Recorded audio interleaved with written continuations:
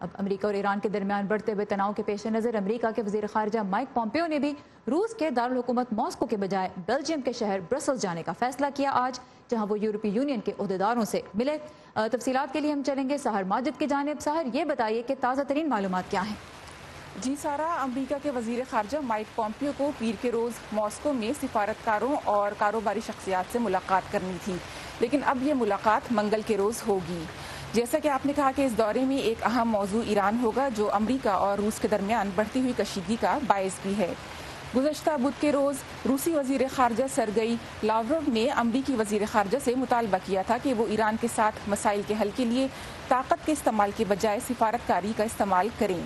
امریکہ مشرق وسطی میں اپنی فوجی طاقت بڑھا رہا ہے، جس کے بارے میں امریکی حکام کا کہنا ہے کہ ایسا دراصل ایران کی جانب سے بڑھتے ہوئے خطرات کے پیش نظر کیا گیا ہے۔ اچھا، امریکہ اور ایران کا جو اس وقت جوہری معاہدے سے متعلق اس وقت جو صورتحال جاری ہے، اس پہ یورپی یونین کے عہدیداروں کا کیا کہنا ہے؟ جی، یورپین یونین کے خارجی امور کی نمائندہ فیڈریکا موگرینی کا کہنا ہے کہ ایران سے ہونے والی نیوکلیئر ڈیل کی وہ حمایت کرتی ہیں۔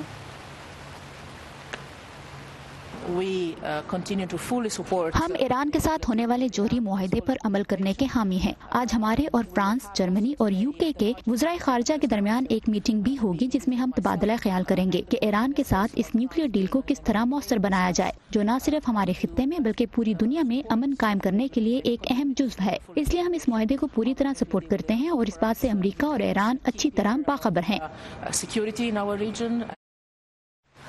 مائک پومپیو کا یورپ کا یہ دورہ جاپان میں ہونے والی G20 سمٹ سے کچھ ہفتہ پہلے ہی آیا ہے، جس میں امریکہ کے صدر ڈونلڈ ٹرمپ اور روس کے صدر ولادیمیر پوٹن دونوں ہی شرکت کریں گے۔ اور اس موقع پہ بھی یہ توقع کی جا رہی ہے کہ ایران کا جو معاملہ ہے اس پہ ضرور بات چیت ہوگی۔ سحر ماجد وقت ہمارے ساتھ ہیں۔ Sir, thank you for the updates.